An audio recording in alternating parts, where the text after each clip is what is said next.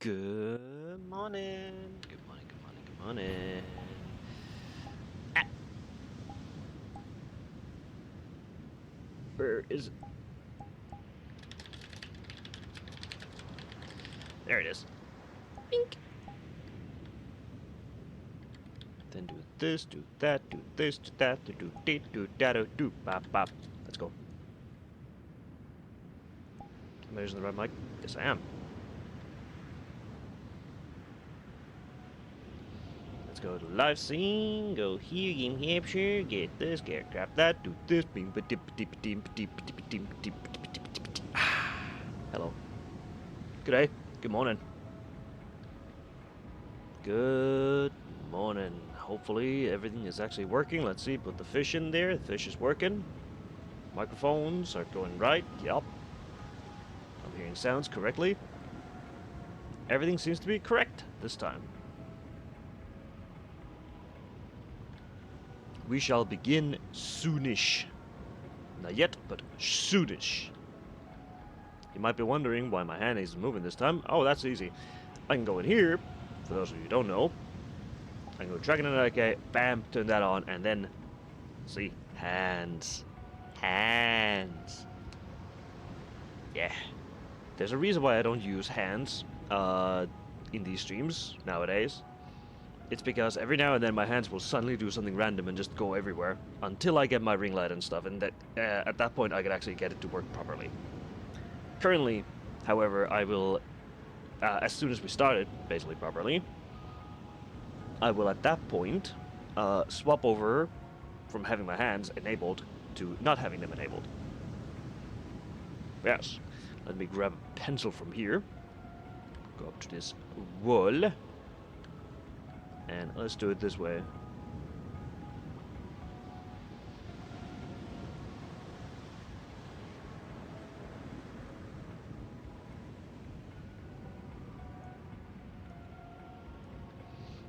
Yes, this will look super fucking scuff. But live stuff.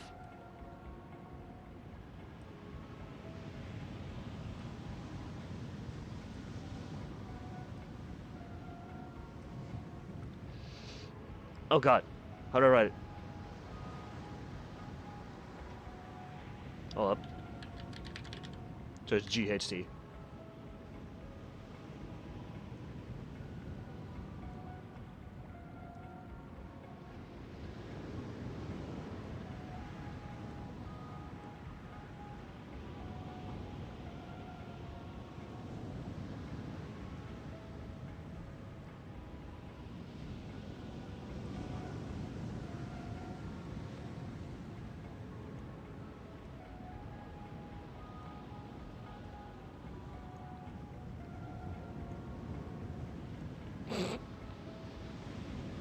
The audacity. I can't write. Yay! I can't write! Yeah, we're doing the Midnight Zone thing again. I can't write.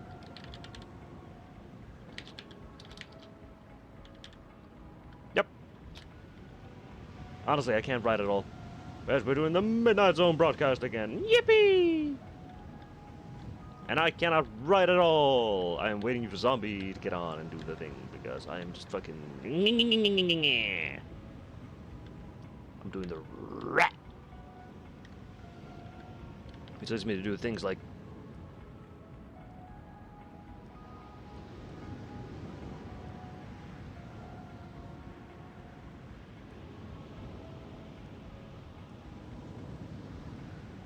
Rat. Or we can do it the funny way, which is.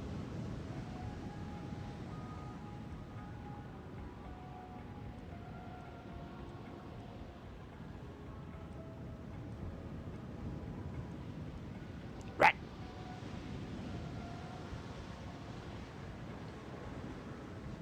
It's really funny.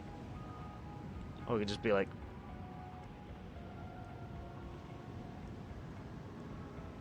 Rat. I'm gonna scribble rat a lot. They'll be like.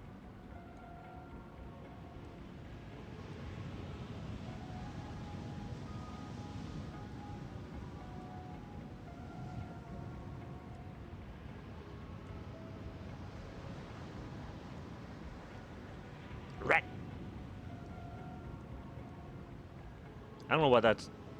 Wait a second.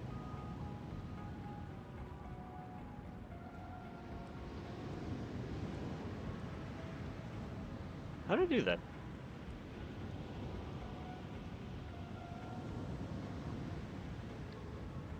I don't know why that looks actually kind of smooth. Like, that A actually looks kind of nice. I don't know why. Huh.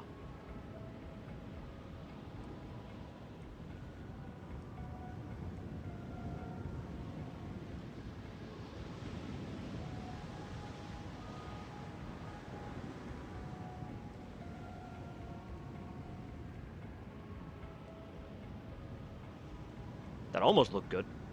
Well, let's try that again.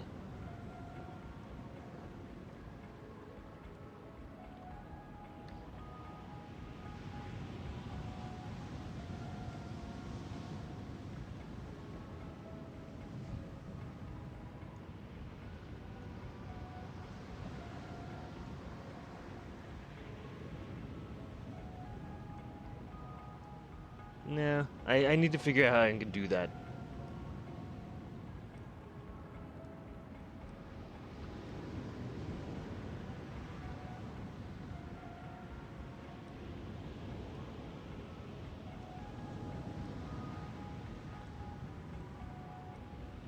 Rat. How do you...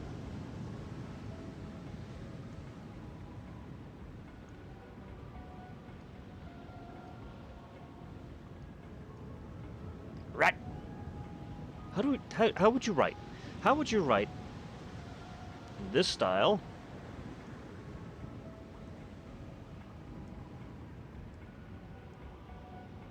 I didn't figure that out.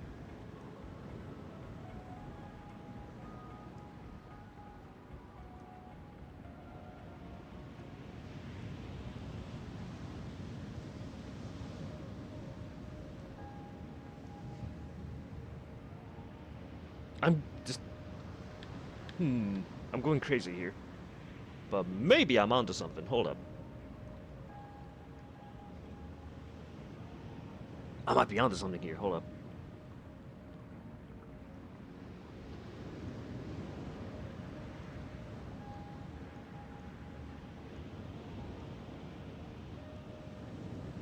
Experiment.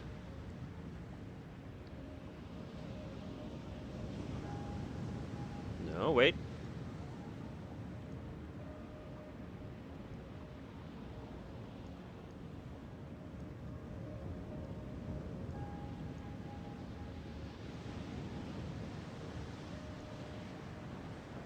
No.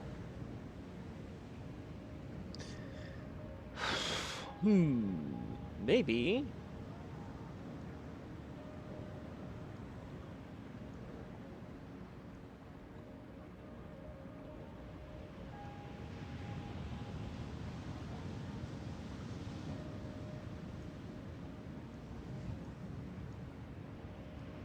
Trying to figure out what would be a good way to do that. Like, combining T with anything is usually the T goes above it.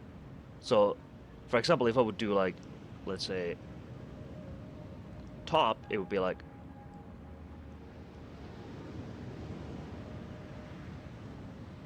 that. Or bat. If I do like, let's do it like the proper way.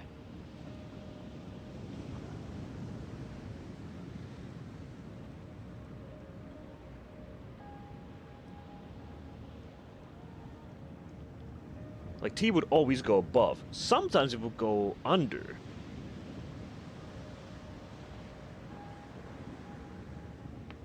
I don't know. I've been trying to think about this. I don't know why, but I'm just kind of doing this. I'm just waiting for... Yeah. I don't know.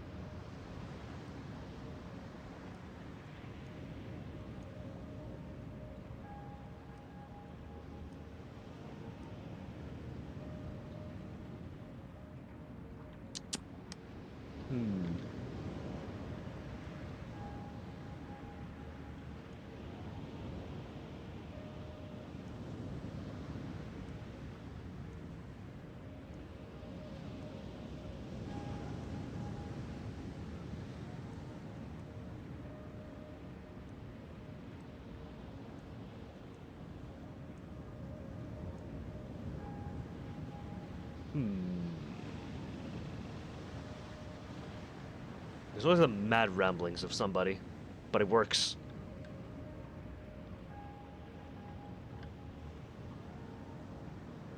I don't know. This is supposed to be, we're supposed to go listen to stories and stuff, but for some reason I am now completely enthralled by doodling. I do not know why.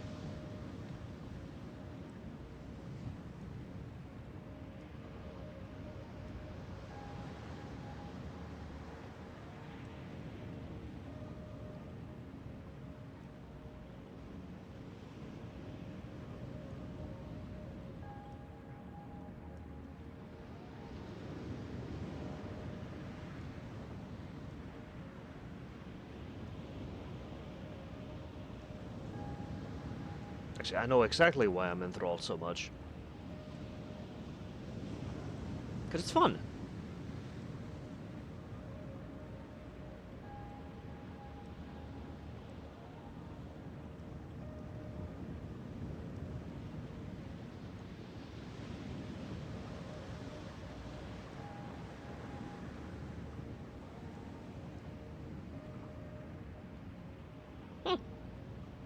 Wow.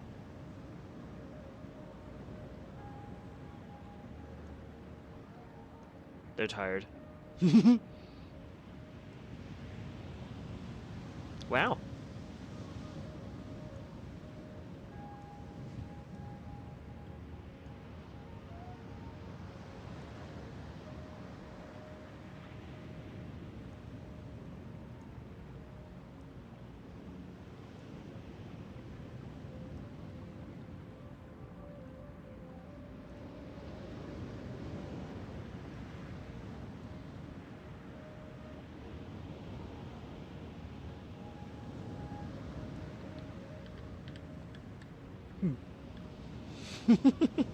I'm just doodling now.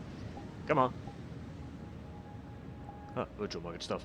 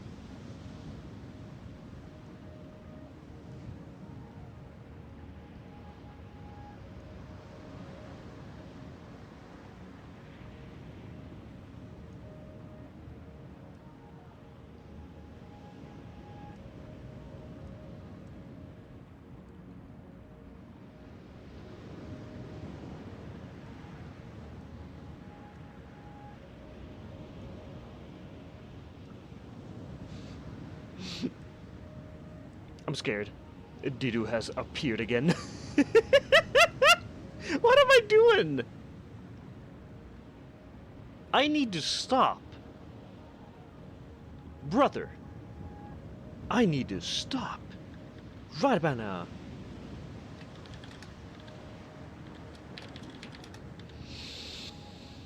Oh boy.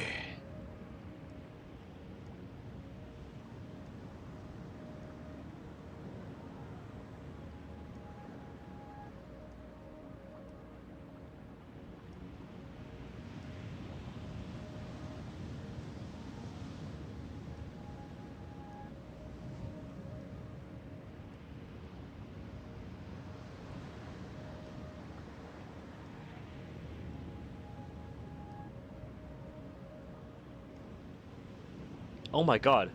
It actually looks decent.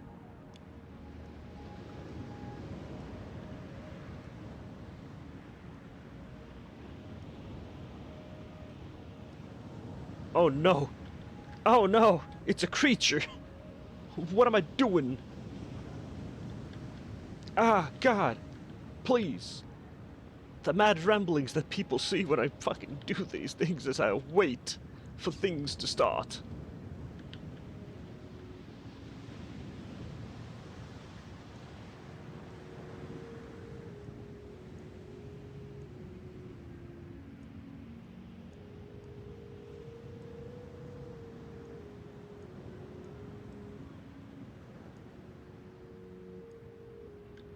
Fish.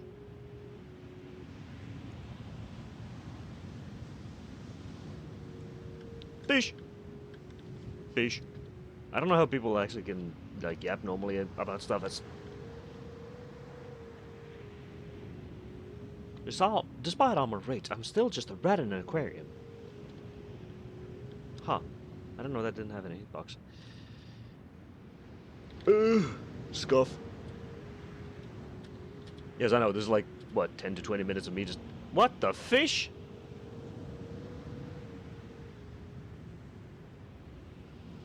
Huh?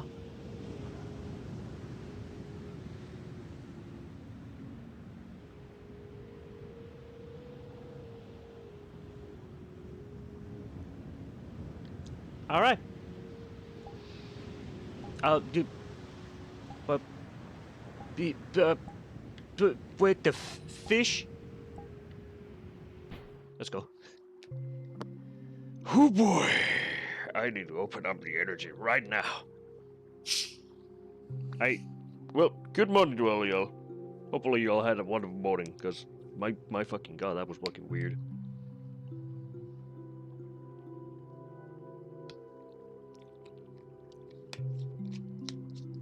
Gosh. Blue raspberry.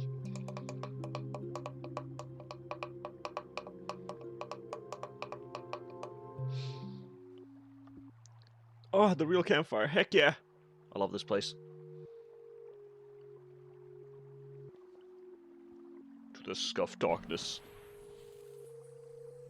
Hi, how are ya? Hi, how are ya? Shadows, campfire, spooky mode. Yes. Small plants. Yes. Yeah, I was about to say we're gonna do spooky mode. Hell yeah, we Because I wanted to extra spooky. Okay. Let's get in here. Darkness enveloping me. All that I see is just my glowing eyes.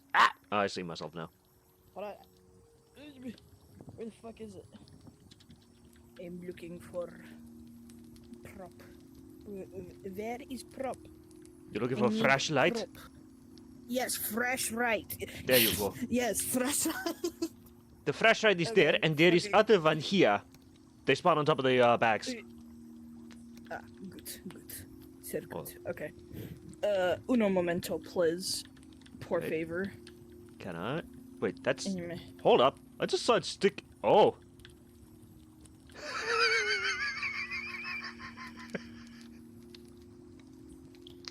Oh. Okay.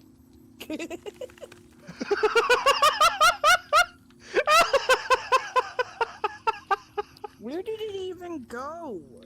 It came back. Wait, you want this as well? No, just the I'll leave it there. Welcome back to the Midnight Zone. How you doing? Come on in and sit on down. Tonight, we've got some more spooky stories for you guys tonight. And in advance, I do apologize if you guys hear, like, wind interference on my mic. It's the beginning of the warmer months here in my part of the West Coast, so it's hot.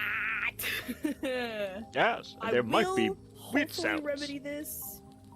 Yes, there are also going to be very weird sounds, so don't think y'all are going crazy for that. I will hopefully try to remedy my air conditioning nonsense in a couple months. I want to try and get a window unit for my room, but pish posh, that is neither here nor there. I should be okay performance wise. I've noticed that my weird stuttering issue is no longer, well, an issue really. It kind of just stopped. Yeah. So hopefully we'll be okay. I wonder if that was Meta side completely because they were going through some random fucking shit. And also, fun news. You remember when people were talking about how like Meta has its own VR chat thing, the Meta Worlds thing? Yeah. That shit doesn't exist no more. It flopped. Good. Get out of here, I'm Wendigo! glad it did.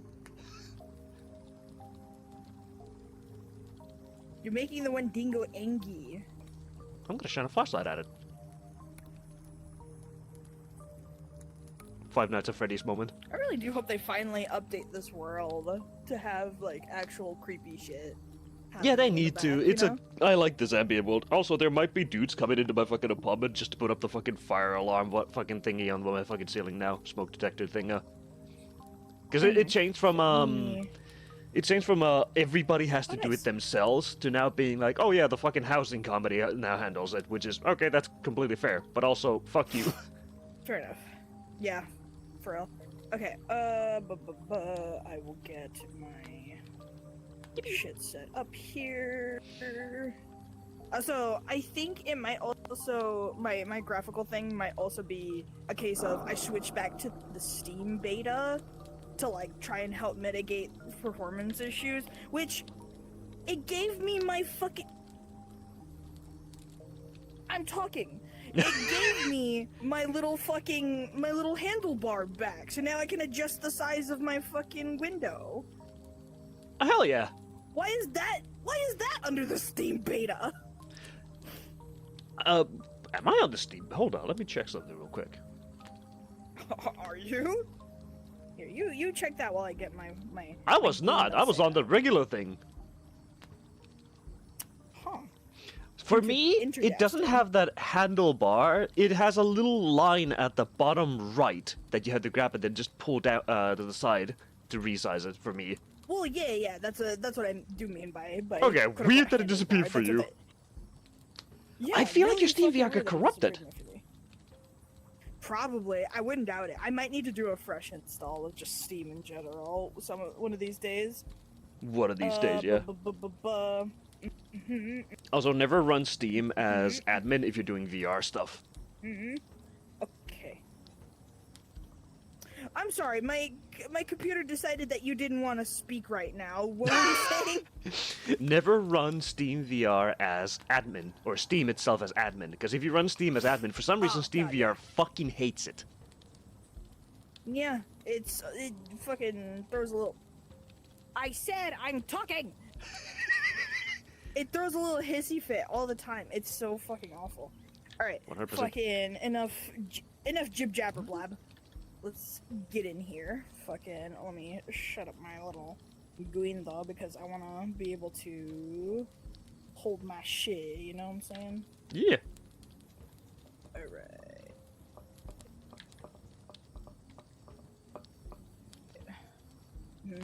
Steam. Scuff. Hey. Scuff. Please. Scoof. Alright.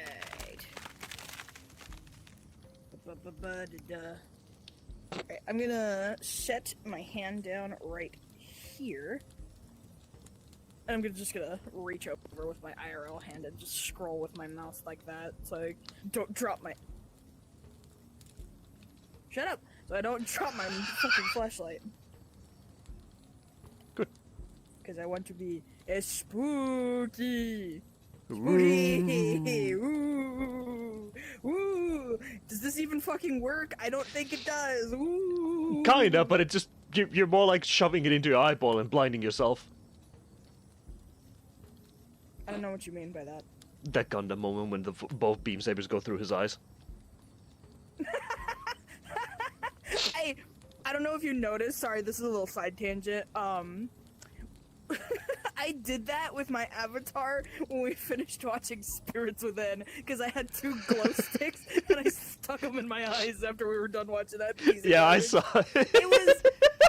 It was okay in some parts, but the most of the part, it's like watching a dumpster fire. It smells terrible, but you can't stop watching it. Bro, I have this weird fucking, like, Berenstein Bears effect on that fucking movie. I remember it being completely different.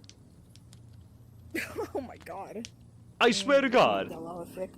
Yeah, I remember that there was this whole fucking sequence where they were running with guns on top of scaffolding inside of the meteor, and then the spirits come up and just talk to them and just take these weird forms of, like, these alien ninja turtles.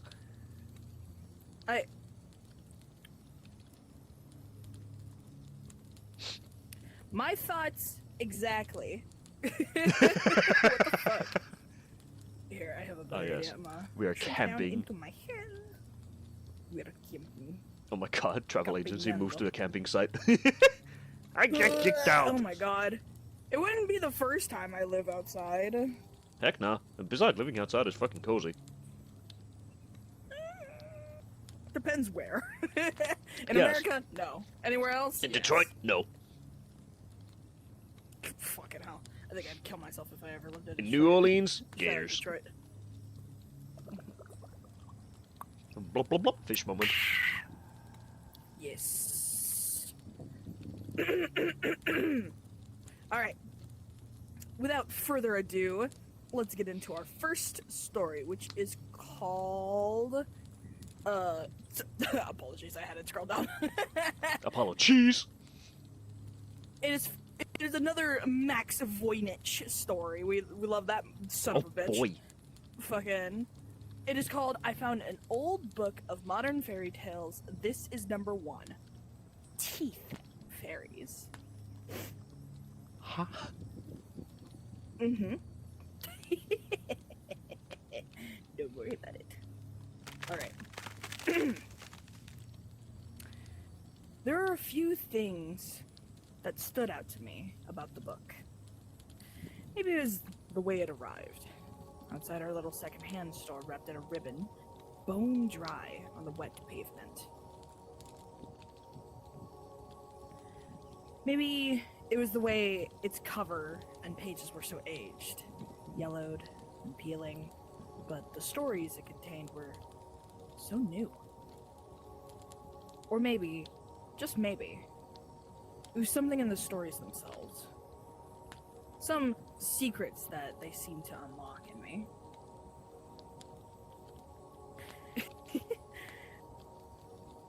And the world around me. As if, just by reading them, I was breathing some hidden and terrifying reality into existence. I suppose, in a way, I was. Whatever.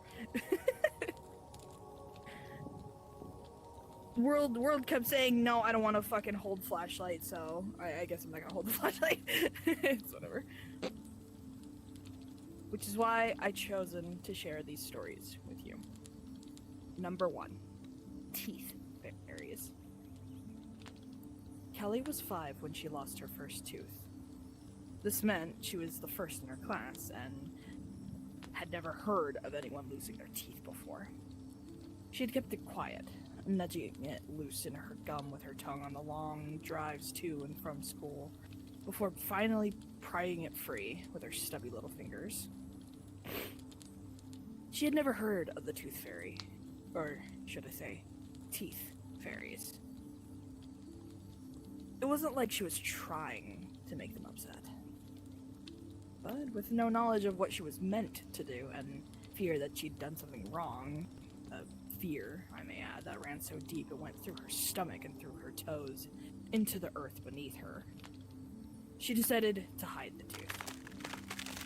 She didn't tell anyone where she had hidden it, and even I, dear reader, am unsure as to the exact location of her first tooth, or, in fact, the location of her subsequent teeth. What I do know is that even when her parents found out and learned about the tooth fairy and the money that was offered in exchange for the white pearls of her milk teeth, she kept hiding them. Perhaps she was planting them like little seeds, digging holes in the wet mud with her bare hands. Perhaps she was dropping them into ponds and puddles in the woods, watching them slowly sink whilst holding her breath. Perhaps she was simply swallowing them. She would sometimes sneak out at night, staining her pajamas brown with mud, and her parents would wake her to find her sheets damp and clumps of soil under her fingernails. This may, of course, have been unrelated entirely. It is a big world out there, after all, and Kelly felt obligated to explore it. Her parents just let it all happen. Professionals they consulted said it was only natural, and used words like independence and autonomy, and said she would grow out of it. When Kelly lost her last tooth, she hid it as she had done the others, and came downstairs the next morning, plonking herself down at the kitchen table with a gravity unlike someone her age, and simply stated, "Finished." Kelly would forget she had done any of this by the time she was 16, and wouldn't have cared much if her mother told her about it. By the time she was 21, it was more than a distant memory. And if she was ever asked about her milk teeth, which was very, very unlikely, she would just assume that her parents had thrown them away, or sorted them out one way or another. Kelly was now 21, and living in London. She worked for a small marketing firm, and was earning enough to keep her head above water. She had friends that she loved, a cat she shared with her flatmates, and a tattoo of a cactus on her thigh. She was happy. But she was aware, keenly aware, that she could be happier. She had a boyfriend once, when she was 18, for a day and a half, until he had told her that he was actually in love with her best friend, who was secretly gay, and the whole thing collapsed in on itself like a limp star. She had not had a boyfriend since. One morning after drinking too much cheap wine that cost far too little, cradling her head in her hands like it was going to split open, mouthing the words like painkillers to her friends, like a foreign language, she decided she wanted a boyfriend again. Have a good one, Jack. Her flatmates were excited by the prospect, and spent the week in fits of conspiratorial giggles, sharing photos on their phones Kelly wasn't allowed to see of men who were either too short or too weird, or who Sarah had actually been with once, and taken from her was, quote, not worth your time, or who were known to bring large books along to the dates as if it wasn't obvious that they were desperately trying to compensate for something. But after a week, she had 3 dates lined up. Date number 1. Andrew was nice, if a little boring, and the herringbone jumper he wore sagged in all the wrong places. But he was funny, and Kelly found herself laughing more and more as the evening went on. Maybe he was the one. But she didn't like how he kept covering his mouth when he chewed, and when he laughed, and even when he spoke, and it was then she realized she couldn't see his teeth. This began to bother her as dinner progressed, and towards the end of the main and second glass of wine, the thought crept up on her, snaking its way up her spine and through the back of her skull. She needed to see his teeth. This thought came to her as a broadcast from somewhere else, but it planted itself right in the center of her mind and refused to leave. So, she talked about her own teeth and exposed them, waiting for him to do the same. When she finally saw them, she sorely wished she didn't, and she tasted her dinner a second time at the back of her throat. Her meal now wet with bile and sickeningly bitter. His mouth was filled with more teeth than was humanly possible, let alone plausible. His teeth were crammed together like enamel sardines, all jostling for space. And she realized that there were hundreds of them, not only lining the ridge of his gums, but sprouting from other places inside of his mouth like strange mushrooms. And that, in fact, in that moment, she couldn't see the back, but as if they continued on endlessly into the darkness of his throat. Tiny little milk teeth, glossy and gleaming. She couldn't speak, and sat in silence for the next 5 minutes until she stood up to leave. I'm sorry, Andrew. This has been lovely, but I have to go. His eyes turned slick, reptilian. Stay, Kelly. I have to go now. Now he stood up. And she didn't remember being being so fucking tall. And she thought it looked as if his arms went down to his knees. He flashed her another smile, almost mockingly, and then she realized that even if she had a photo for reference, she could never count the teeth in his mouth. Let me walk you home at least. She began to feel faint, but the unexplainable terror of his mouth kept her alert. She said loudly enough for the tables near them in the restaurant to hear. No. And that was that. Date number 2. Kelly can't sleep. The world seems tuned to static around her. They say she's crazy. There are only 32 teeth in the average human mouth, Kelly. If you didn't like him, you can just say that, Kelly. So, she goes on the second date. Blearily, sleep-starved. Through the fog, she can see he's charming, handsome. Her mother would like him. She drinks too much wine, again, but it helps her cope. Helps her fight this rising sense inside her that maybe she's the crazy one. He kisses her outside, but it makes her feel odd, to say the least. She doesn't want to know.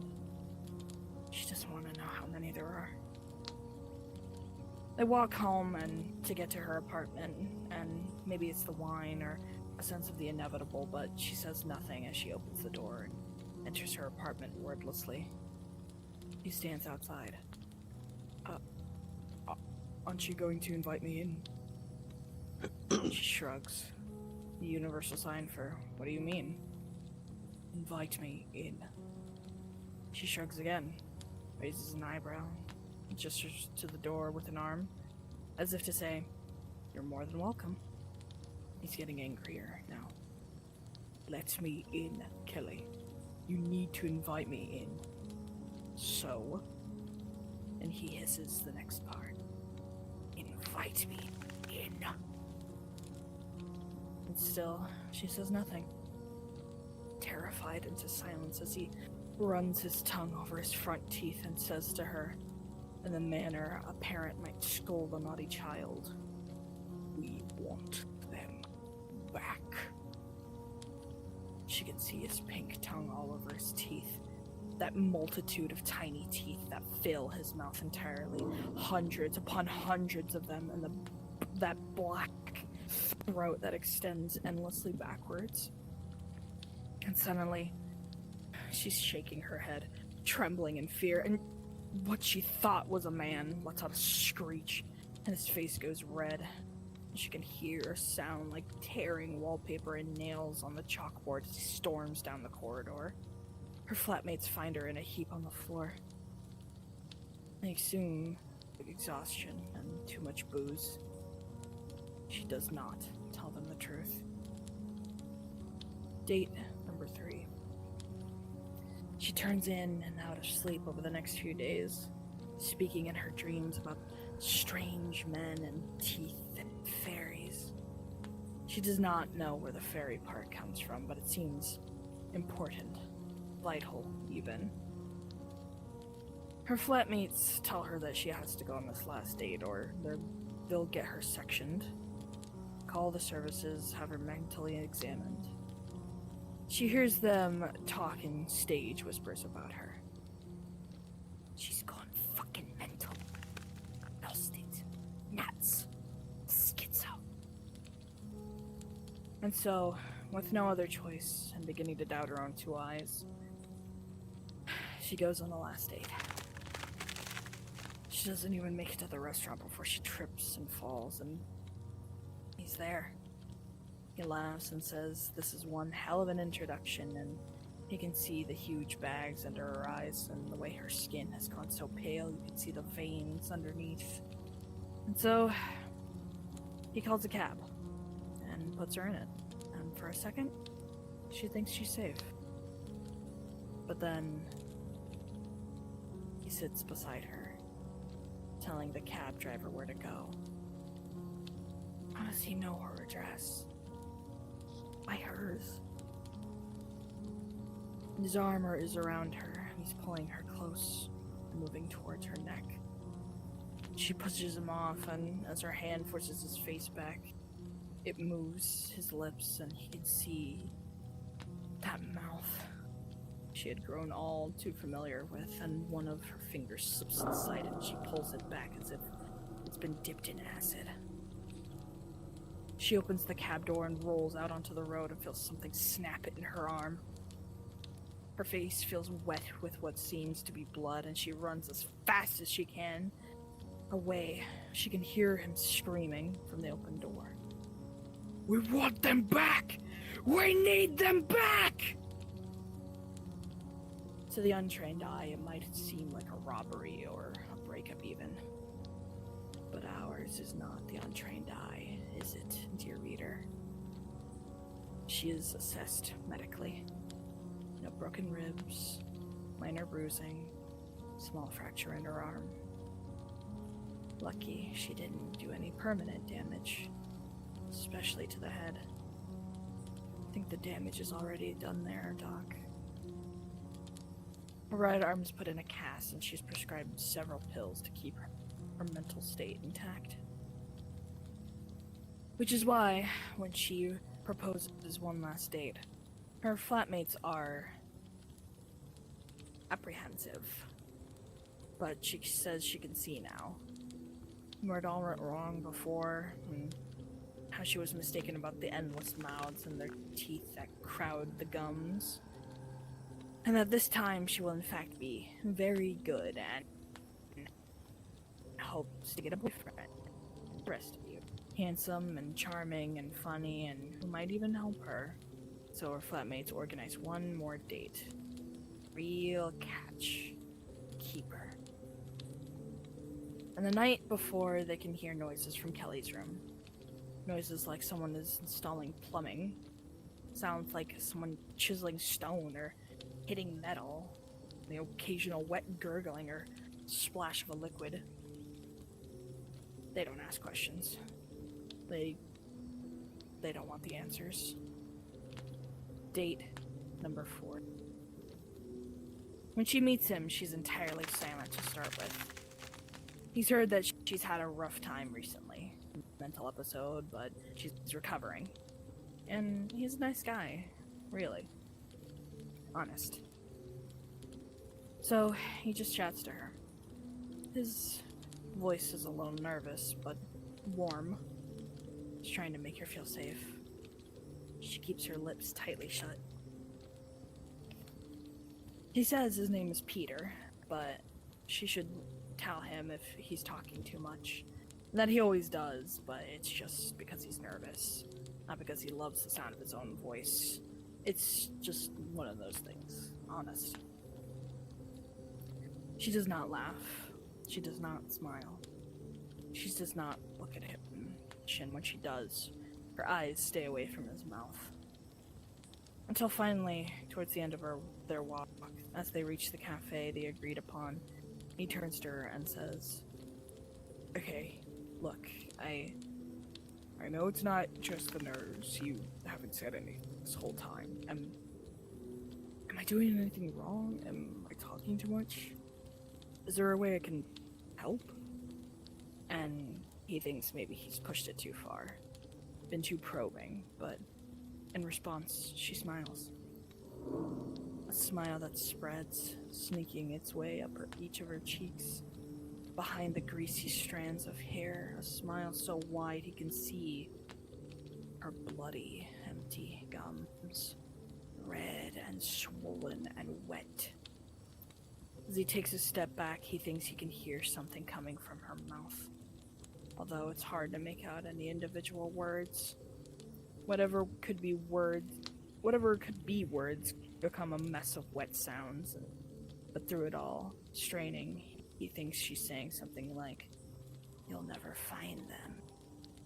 You'll never find them. You'll never find them. Over and over and over. That is what he tells the police officer, at least. He says he has no idea what she's talking about and offers a sheepish smile. The officer smiles in return. I will leave it to you, dear and diligent reader, to guess how many teeth Peter had. To guess the contents of his mouth. I will not say much more on the subject except for the fact that they never found Kelly, and that they never found her teeth either. But they do say, if you keep quiet in the dead of night, and you wait for your child to fall asleep to swap their tooth for money, you might just be able to make out a faint, gurgling sound. A voice as soft as the breeze, repeating the same 4 words. You'll never find them. So, there it is, the first story from the book. I'd be happy to share others. I should mention one last thing, however. To keep it to myself would imply I'm hiding something, I suppose, which I'm not. I was reading the backside of a newspaper left on a bus when I found a story. Something about a missing woman, a request for information. They gave a brief description of the woman, but in bold, as if to draw my eye to it, was her distinguishing feature. Last seen in East London.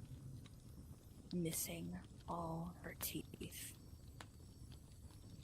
I remembered reading the story in the book a few weeks prior to finding the article on the bus, and that's why I found it all so strange. The events described in the article seemed to happen a week or so after I read it in the book. A strange coincidence, perhaps, or something else. I'm not too sure. Perhaps you'll be able to make more sense of it all. And that was Teeth Fairies. That was Ooh. fucking weird. Ew. That was gross. My goodness. But I really liked that one. I really, really did. I thought it was a really cool twist on the trope of, like, evil tooth fairies. Because, like, let's be real, chat. Tooth fairies? Little creatures that sneak into your fucking kid's room to take their teeth and leave behind money is fucking weird. It is. It's a really weird story. I don't know where it actually began. Like, what is the origin of it? No fucking clue, but I do remember that there is one image that is very prevalent in my mind whenever I think of, like, scary tooth fairies, and that is, I'm not sure if you guys have ever seen it before, chat. It's of a humanoid figure covered entirely in teeth. Now, I think this is from, I want to say Channel Zero. I'm not sure. Fucking, here, I can actually look it up while we're talking. But, Yeah. like, people, being someone who, at my pretty adult age, I had my wisdom teeth removed. And mind you, I had it done under general anesthesia, or local anesthesia rather, instead of general. Now, what that means is, general anesthesia is when, you know, they put you under with the knockout gas, and then they perform the procedure while you're unconscious, and then you wake up hours later. Local anesthesia is where they take, trigger warning, is where they take a large syringe, about this big, and they grab your cheek and they pull it back as far as they can without hurting you, and they carefully inject it right where your 2 jaws meet, because that's where a lot of nerves are. And then, again, graphic warning. Don't listen if you don't like weird teeth stuff or dental procedures. This is your last warning.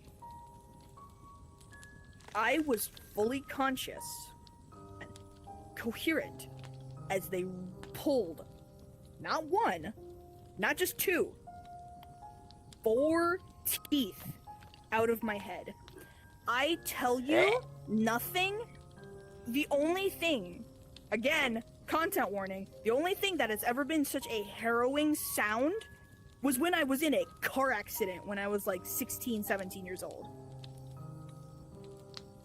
To have a procedure done to you when you are fully conscious, any sort of medical procedure, from like something as simple as like getting stitches, which I have had, or getting your teeth pulled, or even brain surgery from what I've heard, to be conscious during these procedures is to be starkly and almost violently reminded that you are fallible, and that things like teeth are just the human body in general are terribly, terribly gruesome. Now, being the sick fucking freak that I am, I asked my dentist so kindly, "Hey, can I keep my teeth after you pull them?" And you know what he said to me? Yeah. Sure. And so, I do in fact have my removed wisdom teeth. And, deeper fact yet, when my Void, got his wisdom teeth removed not too long ago, he let me keep his as well. So now, I have in possession a lot of teeth. And when you look at them, when you really look at them, it's so disgustingly gruesome. No one ever really tells you, because when you're a baby, when you lose your baby teeth, or as the story refers to them, your milk teeth, when you lose your milk teeth, they're just little nubs. They're meant to break off. That's what they're supposed to be there for, because they just sit on top of, like, your actual adult teeth, right? Yeah, they're like the protected cover. Exactly. And they're small, and they're short, and you remember what they look like. They're just like the little tops of what you can see that sits above your gums. Boy, oh fucking boy, they are so fucking long when you're an adult, because they go up! They go up into your head! They're in there, bro, because think about it. These are your permanent teeth. They have to be durable. They have to stick with you until they fall out. They're very long, very fucking strong and everything else. But weirdly enough, the insides of them are very soft and fragile. Because there's a lot of nerves and stuff. Yes, because and I can tell you. that's how it is in your head. Yeah, and I can tell you, because this is a thing that happened when we were sitting in VR chat. I decided in my infinite wisdom, oh hey, one of my teeth is annoying me. It's kind of wiggling. I shoved my fingers in my mouth and pulled it out, only to realize, oh hey, it's split open. So, this is also a reminder to you, chat, don't be like Sleep. Please go to the dentist. Yeah, don't be an idiot. Also, furthermore, don't be like me. When you fucking have to get your wisdom teeth removed, do it as soon as possible. I waited too long. My shit was rotting inside of my head. Because, again, warning, if you do not get your wisdom teeth removed, or any infected teeth for that matter, there is a modicum of chance that shit could end your life. I'm not joking, because take care of your fucking spread teeth up into your head. Please. So, after this story time is done, chat, go brush your teeth, okay? You're supposed to brush your teeth about, twice a day? Twice a day, 2 minutes. Yes. You know what? Better yet, chat, get your asses up. Put this stream on your phone, or put it on some headphones that are wireless. At least use some brush your teeth while I read mouthwash. the next story. Yeah, go brush your teeth while I read the next story. Yeah, anything that fixes your gums, please do it. Don't be a dumbass. Yeah, don't be like me and Sleep. We're fucking stupid. Anyways. Or like Steve-O from Jackass. I'm I'm surprised how many teeth.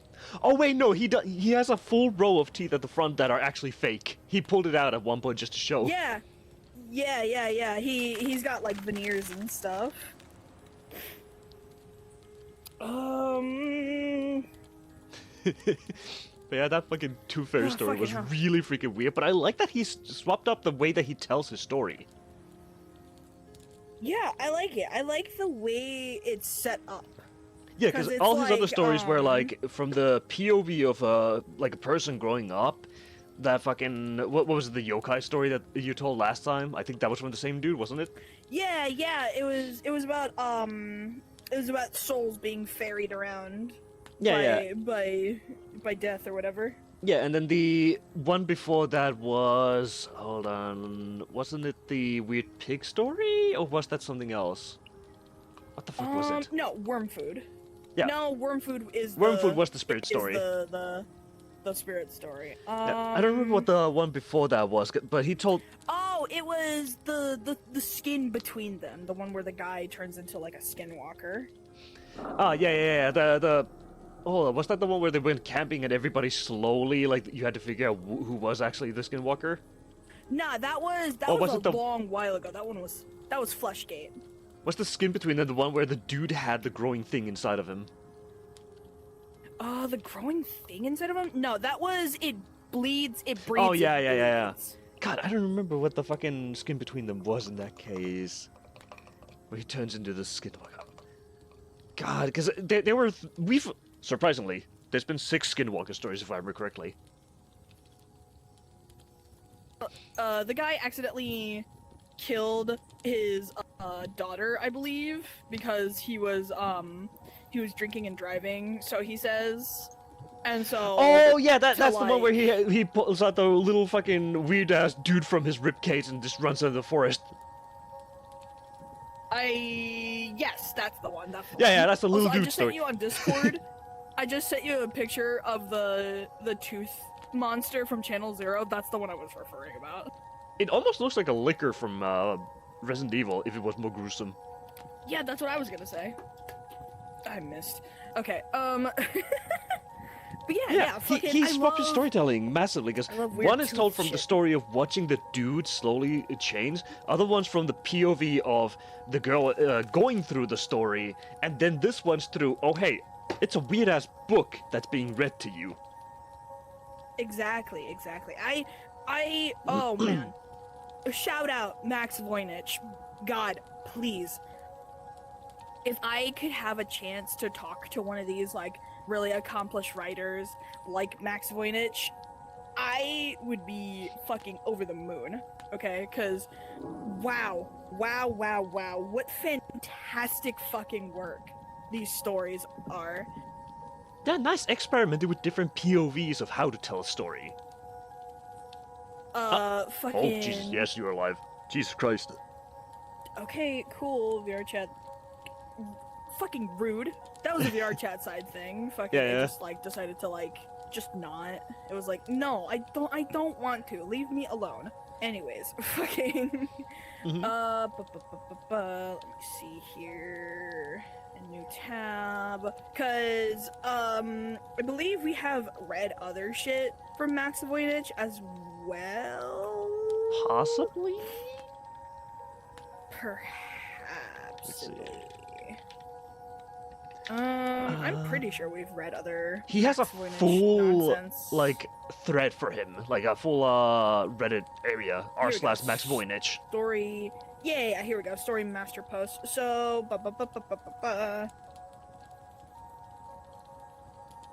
Yeah, he's just got like some fucking fantastic fucking stories. The only reason why I haven't read some of these is because they're, I'll say, I'm gonna be honest, they're not exactly suitable for Twitch, unfortunately. Yeah, If this I was think YouTube, something like, I could get away with. Something like get Your away with Face, a Your little bit more. Porn.mov, for example. Yeah, I couldn't read that one, and I actually couldn't read Something Crawled Inside of Me in the Night, and I can't get it out. I was planning on it, but I did a little proofread a couple days before the last stream, and I was like, ooh, this is a little graphic in an Yeah. adult way, so I couldn't exactly read it. But regardless, it's bro has such an eye for writing these stories, and they're fucking great. I think another guy that does like some really good shit is the author that did Fleshgate. I forget his fucking name. Hold on, I'm looking. The author of Fleshgate. Wow. I love his fucking stuff. His stuff is so fucking good. Flushgate, there it is. Imperial Come on, invective. opera. Yeah. Love that guy. Love that guy's stories. Wow. He's got some great shit. And I have read some of his short stories. And he's also the crazy son of a bitch who gave me our favorite story, Ensorcelled in the Earth. Love that fucking story. I want to possibly toy around with maybe longer episodes in the future, once I can get my fucking PC shit figured out and stuff. Mm-hmm. And maybe when it's not fucking bitchingly hot outside and I don't have the fan going in the background. One of these days in the future, though, I will promise you guys I will read one long ass story, so stay tuned for that. Yeah. Alright, enough jib jabber blabber, let's get on to our next one, which is also from the spooky fairy tale book. My neck. Alright. Alright. This one is called, I found an old book of modern fairy tales. This one's called Kelpie, or Why You Should Never Trust a Man in the Moonlight. Right. Let's get into it. I think the book has a funny way of talking to me. Every time I read it, I find something new. Some story that seemed to be previously hidden away, as if the pages were just rooms whose inhabitants walk freely between them. When I opened the book, I'd already seen a hint of the story within, although I hadn't quite worked that out yet. A couple days ago, I'd seen an article where the headline then scrolled on. Something about a Scottish festival in the Highlands, an old, archaic festival held by only one village that celebrates something to do with the full moon or something like that. Like I said, I didn't pay much attention.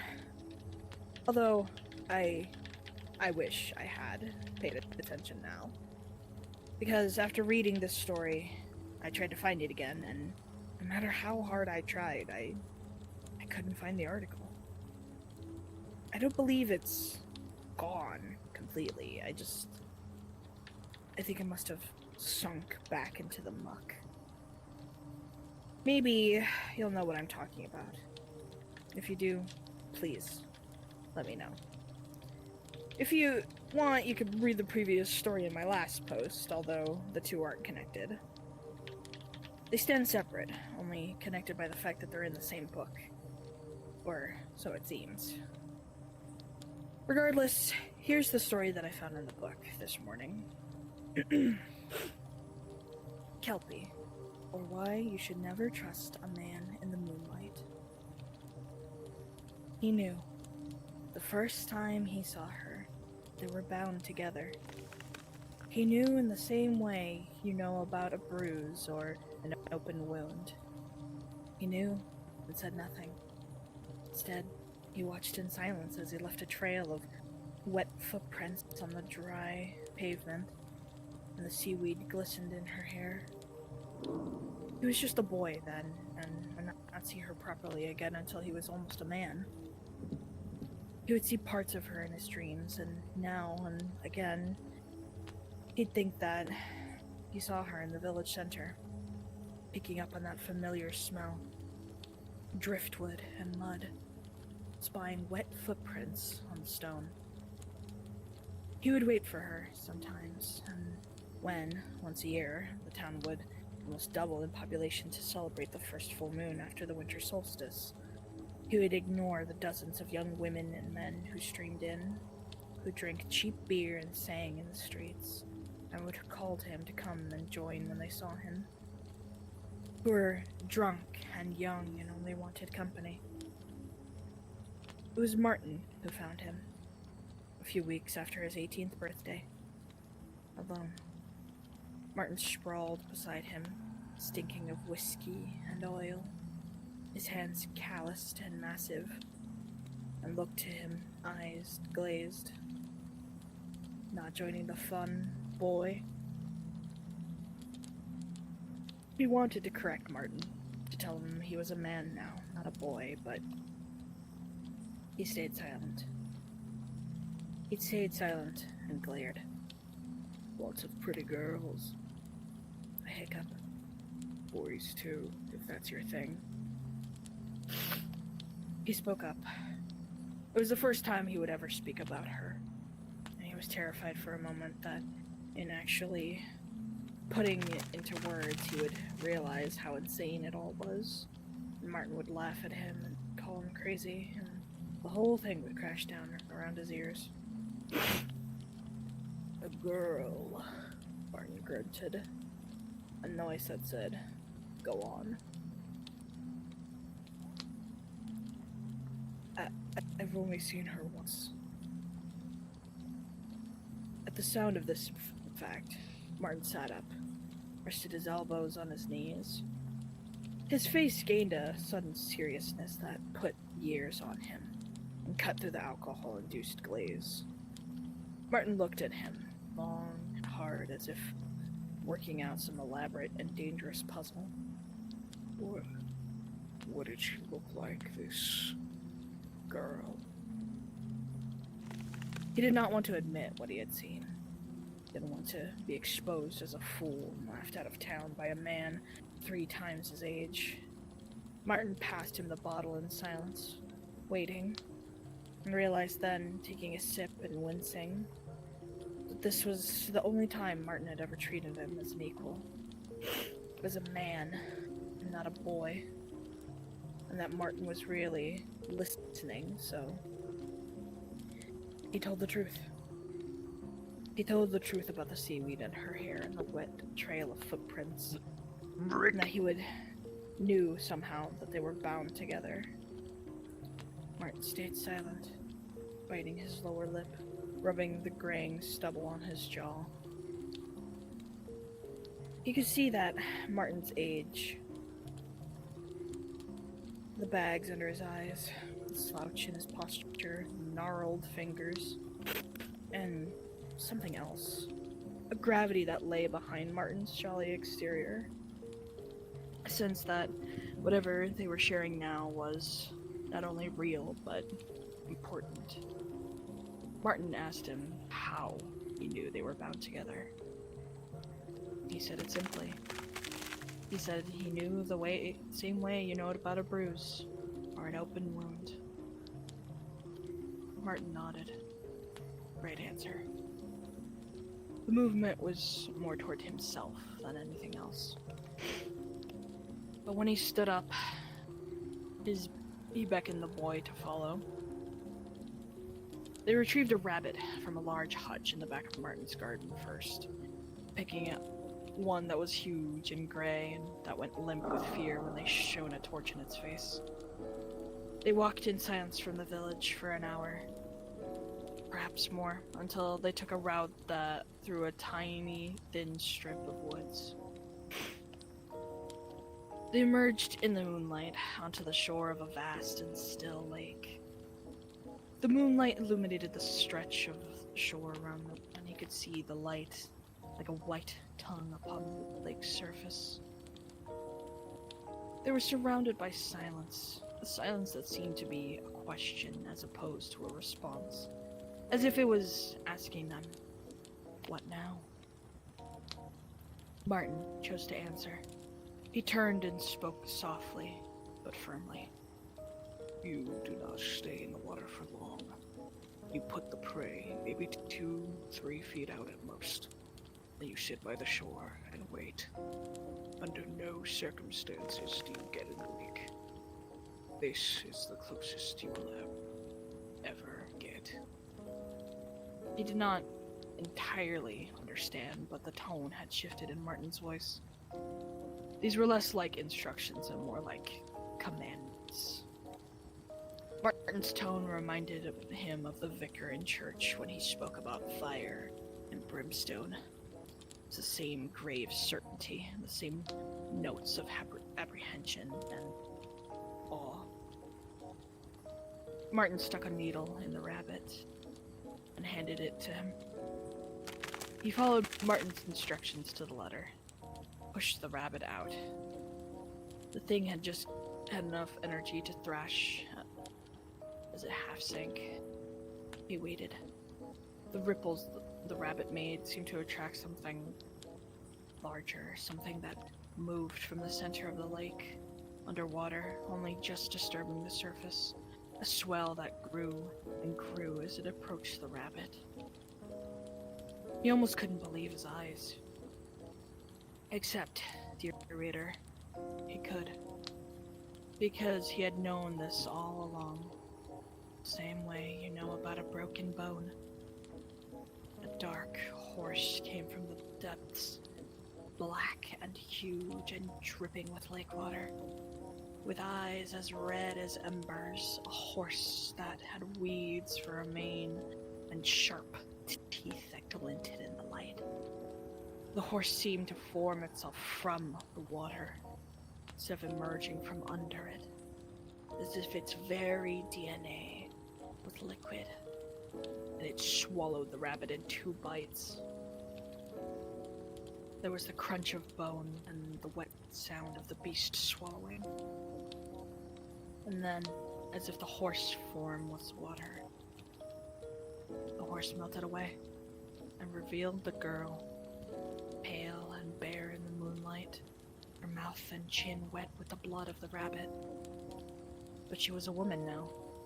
When she looked at him, he ached like he'd never ached before, and every inch of her made him breathless. And try as he might, he couldn't take his eyes off of her. And knew that he would, whatever he would do it again to see her. He watched her from the shore, studied her as she studied him. He knew he loved her. He knew he always had. And I must make it clear at this point, dear reader, that she loved him. She who was made from water, and who had only been a horse thing just a second ago, loved him. But she loved him in the way wild beasts love. With teeth and claws, and in the dark. When she finally slipped back into the water, he heard Martin speak up. In all honesty, he had entirely forgotten that Martin was there. But as Martin spoke, he could hear the words slur and shake, and realized that Martin had been drinking the entire time. Martin warned him that a rabbit wouldn't work next time. Warned him that she'd be hungrier. He'd laughed and said he'd bring whatever it took, no matter if it was a deer or a goat, or even a cow. Martin said nothing, stared ahead, looked to him, eyes wet with tears. He understood then. He knew what it would take, and why it could not be said, and why Martin had to make sure that he really, really loved her. And from that day on, his life took 2 separate paths. He married young, perhaps to distract himself from her, perhaps because he thought he should. They married in the village, the other side of the country, as far from the lake as possible. But the lake and the horse and the girl lurked in his mind like an itch he couldn't scratch. Every year he would return to the village, make excuses as to why he couldn't bring his wife, with his heart in his mouth. He would use whatever he had to, old-fashioned dating sites, ads, and magazines.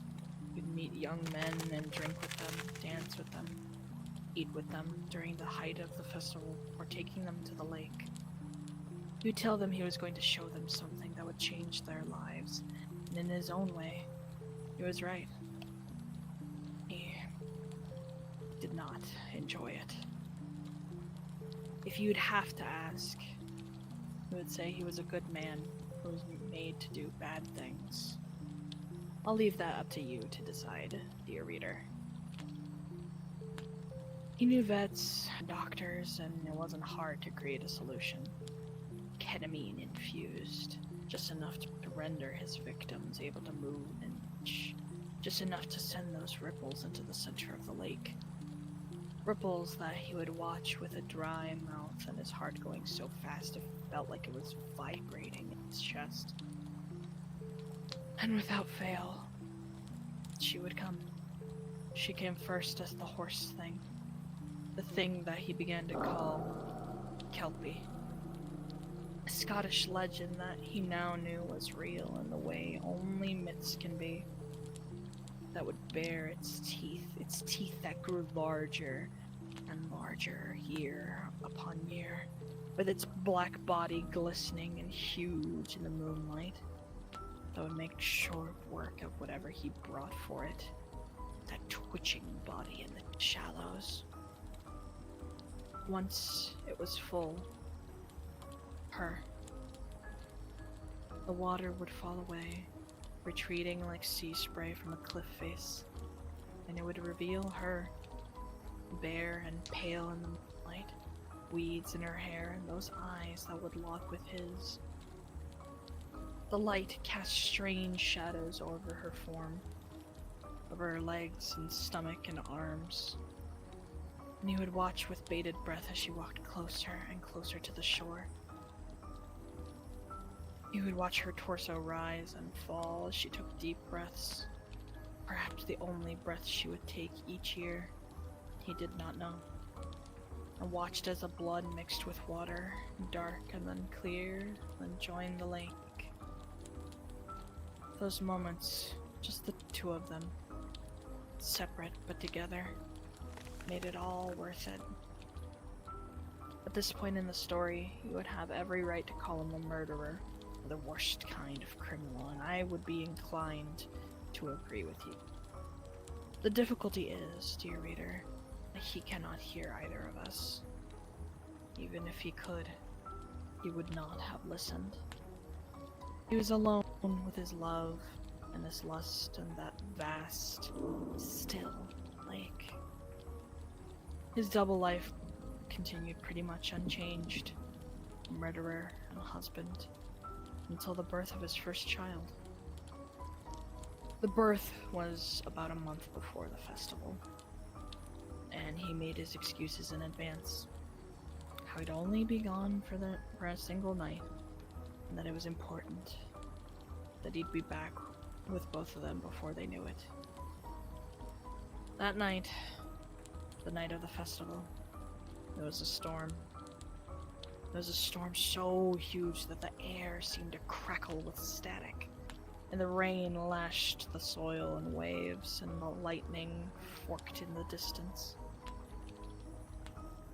At this point, he would sometimes forget their names, simply drag them to the lake with offers of sex or drugs or booze. This time, as he pushed the twitching body out into the shallows and waited, he noticed that the lightning was growing closer. So close, in fact, that every time it struck the ground, it would illuminate the whole world in a blanket of light.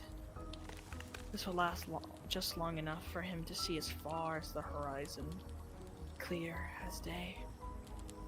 And in these flashes of light that would break the sky only a second or two after the thunder, he saw something that changed him forever. Something that, if he really thought about it, he should have known all along. Along the shore of the lake, as far as he could see, were hundreds and hundreds of tiny figures. And in front of each of these tiny figures was a shape bobbing in the shadows. As he saw her appear from the lake, the horse thing, the Kelpie, they saw those eyes like embers. He saw the same scene happening hundreds and hundreds of times over along the shore of the lake. And he realized that he wasn't alone. He had never been. And that every man in the village was out tonight with their own offering, their own prey. And they were all feeding their own horse things, their own kelpies that they didn't own, that they couldn't touch but only see. feeding the very lake itself. When she turned into a woman and crouched by the edge of the lake, he grew closer than he'd ever been, filled with a newfound courage, a courage found in the knowledge that he wasn't alone, close enough to see things he'd never seen before. The slight webbing of her fingers and toes, the sharp hooks on the back of her feet. From then on, his life became easier. The festival still filled him with a strange sense of apprehension, but it was soothed by the knowing looks of the men in the village. The nods that said so much. The way the men would slowly filter out from the bars and pubs and parks, all with a partner, headed towards the vast and still lake with one thing on their minds. Years pass, and every year he'd shuffle a little closer to the water, a little closer to her. But his victims' faces all began to blur into one, and this blurred, vague face would keep him up at night. He'd hear it, speaking in the static on the radio, and watched its lips move in the mirror. Sometimes, when he hadn't slept, he would see the blurred thing stretch across the face of his son. He was in his 40s when he decided he couldn't take it anymore. I don't know what drove him to do it, and I'm not sure he did either. Perhaps the weight of what he'd done finally dawned on him. Perhaps it was an argument with his now ex. Perhaps it was the knowledge that soon his son would discover the lake, one way or another. And he wasn't sure which was worse. His son crouched by the shore, holding a syringe and shaking with lust, or his son as a body, twitching and dead-eyed in the shallows. Whatever it was, that year he did not contact anyone. He did not reach out on any dating sites or addict forums or try to meet anyone at the bar. He attended the festival alone, grim look in his eyes. The men of the village that he saw knew that it looked well, but did not try to talk him out of it. He made the walk to the lake alone, and stood by the shore for a while, breathing in the smell one last time. The smell of driftwood and mud. He removed his clothes, folded them into a small pile which he slipped under a fallen log, took off his boots and his socks and stood bare in the moonlight. And then he started to walk out into the lake. He loved her more than he could put into words, and that love weighed on him, pulled him deeper and deeper into the lake. I do not know what he was expecting, but she loved him too. And when she'd found him, he loved him the only way she knew how, with teeth and claws and in the dark. And when his wife pleaded with the local policeman to check the lake, stating that this village was the last place he'd mentioned, and she knew that he walked into that lake even though he tried to hide it, she was met with silence. When his wife asked men in the town, men that ran the pubs and the bars, who worked at the shops, the men who had wives and husbands and sons and daughters, the men who prayed at the church and who taught at the school, the men who drank and swore and spat, the men who loved and laughed and cried, she was always met with the same stony silence. They knew where he was the same way you know about a bruise or an open wound. I wish I could say I entirely believed with this one. The fact that the festival occurs every year and every man in the village manages to bring someone for their kelpie just doesn't seem likely to me. Surely that amount of disappearances was so localized, no one would be noticed by someone. But then again, maybe the story isn't there to be believed. Or maybe only parts of it are. I'm still figuring this book out, I suppose. I wonder if he's with her now, at the bottom of that vast and still lake, or if he died in the shallows like the rest of them. Although, when I really think about it, I don't know if it matters at all. And that was Kelpie. Wow. I love that one a lot. That one was great. A slow burn story. It was really, really good. Wow. Yeah, nothing really like major happens. Doesn't need to be like super shocking. It's just a folklore turned into a new form, which is what that whole book seems to be about. Exactly, exactly. Oh man, I tell you, I'm not gonna lie. Over like yonder ways in the woods that way, I heard like it kind of sounded like singing, and it freaked me out really bad because I'm not gonna get too into it because I'm just not that kind of person. Also, I'd rather prefer to keep this sort of thing off of Twitch and just out Off the record. my friend group in general. Basically, with, let's just say, if you know how things are with America right now, it sounded like some kind of machinery. I'll put it at that. But I know for a fact it was here because it did sound like it was from here because I have that window. There's a window right there that's closed for me, and then this window over here is also closed. So I'm sure it was in the world. It sounded pretty localized, like right there. But ooh, that still really freaked me out. I'm not gonna lie. Like, yeah, the machine part of that noise was like more of a subconscious, like, oh, what if? But even just still, like hearing like a voice that kind of sounds melodious, kind of like singing, but also kind of like, There it went again. Yeah, okay, it was in the world. Okay, good.